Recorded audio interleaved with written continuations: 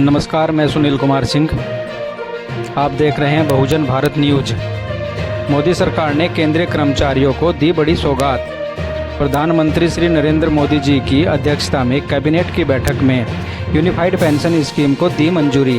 इस योजना को 1 अप्रैल 2025 को लागू किया जाएगा, यानी यूनिफाइड पेंशन स्कीम योजना यूपीएस को 2025 में 1 अप्रैल 2025 में लागू किया जाएगा। अभी इस योजना को मंजूरी दी गई है। रिटायर्ड कर्मचारियों को भी इस यूपीएस का यानी यूनिफाइड पेंशन स्कीम योजना का लाभ मिलेगा। 25 साल तक काम करने वालों को भी पूरी पेंशन दी जाएगी। खास बात यह है कि सन 2004 से सन 2025 तक कार्य करने वालों को भी इस स्कीम का लाभ मिलेगा। केंद्र सरकार ने यूपीएस का ऐलान कर दिया है।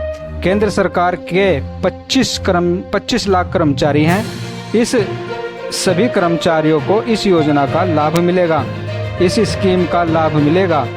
इस स्कीम को यानी यूनिफाइड पेंशन स्कीम को यूपीएस को अगर सभी राज्य लागू करें तो इसका फायदा 90 लाख लोगों को प्राप्त होगा। इस योजना को प्राप्त सभी कर्मचारियों की बल्ले बल्ले हो जाएगी। यूनिफाइड पेंशन स्कीम योजना सरकारी कर्मचारियों को बड़ी सौगात के रूप में प्राप्त हुई है।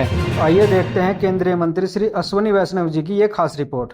50% अश्योर्ड पेंशन, ये इस यूपीएस का सबसे पहला पिलर है। फुल पेंशन के लिए जो क्वालिफाइंग सर्विस रहेगी वो रहेगी 25 इयर्स। किसी भी कर्मचारी के डिमाइज से पहले इमीडिएटली पहले जो पेंशन थी, अमाउंट था, उसका 60% मिलेगा एम्प्लॉय के, डिसीज्ड एम्प्लॉय के स्पाउस को। इस कंसल्टेशन के बाद में और साथ ही साथ जो जॉइंट कंसल्टेटिव मैकेनिज्म है सेंट्रल गवर्नमेंट के एम्प्लॉयज का, JCM, उसके साथ मल्टीपल मीटिंग्स, फिर दुनिया के कई देशों में किस तरह की स्कीम्स हैं, किस तरह के सिस्टम्स है, वो भी देखा। फिर भारत की जो अर्थव्यवस्था है और केंद्र सरकार का बजट है, उसको समझने के लिए रिजर्व बैंक ऑफ इंडिया के साथ, वर्ल्ड बैंक के साथ, सबके साथ कंसल्टेशंस हुए और इस कंसल्टेशन के बाद में एक यूनिफाइड पेंशन स्कीम का रिकमेंडेशन इस कमेटी ने किया। और आज प्रधानमंत्री श्री नरेंद्र मोदी जी की अध्यक्षता में यूनियन कैबिनेट ने यूनिफाइड पेंशन स्कीम को अप्रूव किया है, इसको अनुमोदित किया है और ये स्कीम अभी आने वाले समय में लागू होगी। इस स्कीम के 5 पिलर्स हैं। सबसे इंपॉर्टेंट विषय था कर्मचारियों की तरफ से कि हमें अश्योर्ड अमाउंट एक चाहिए, जो बहुत लॉजिकल और वाजिब रिक्वायरमेंट था।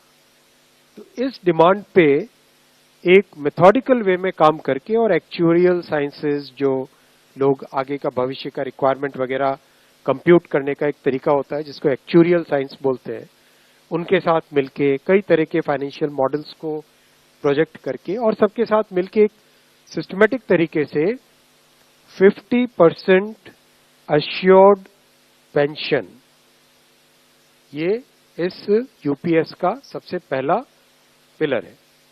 इसकी डिटेलिंग देखनी चाहिए हमें। जो ये अमाउंट मिलेगा वो रिटायरमेंट से पहले के 12 महीनों की एवरेज बेसिक पे का 50% होगा। मैं रिपीट कर रहा हूं, अश्योर्ड पेंशन का जो अमाउंट है that will be the average of basic पे ऑफ 12 months बिफोर सुपर एनुएशन, उसका 50% होगा।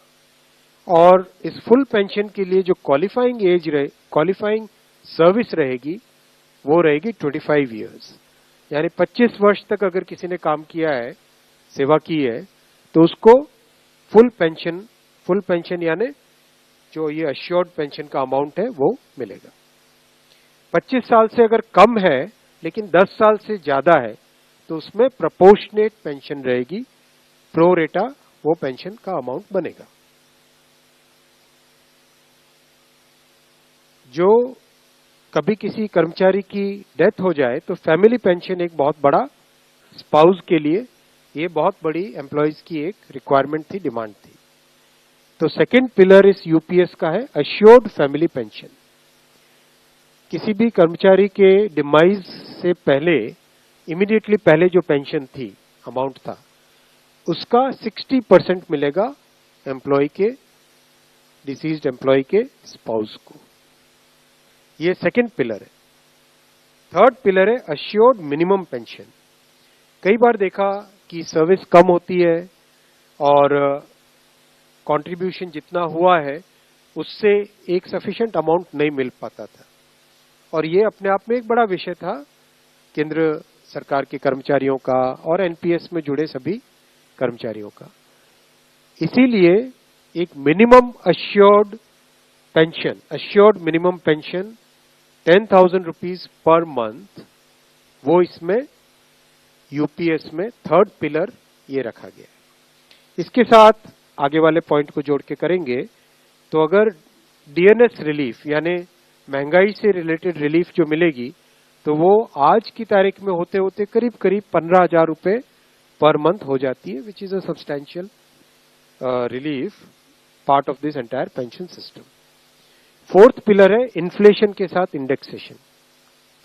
जैसे केंद्र सरकार के एम्प्लॉयज के लिए सैलरी में डीएनएस अलाउंस होता है, उसी पैटर्न पे जो इंडेक्स है, सेम इंडेक्स को यूज करके all India consumer price index for industrial workers, इसको यूज करके assured pension, assured family pension और अश्योर्ड मिनिमम पेंशन, इन तीनों के तीनों जो आपने पिछले पेज पे तीनों पिलर्स देखे, assured pension, assured family pension और अश्योर्ड मिनिमम पेंशन, इन तीनों के ऊपर इन्फ्लेशन इंडेक्सेशन डीएनएस रिलीफ के बेसिस पे मिलेगा। डीआर, डीए की जगह डीआर, डीएनएस रिलीफ।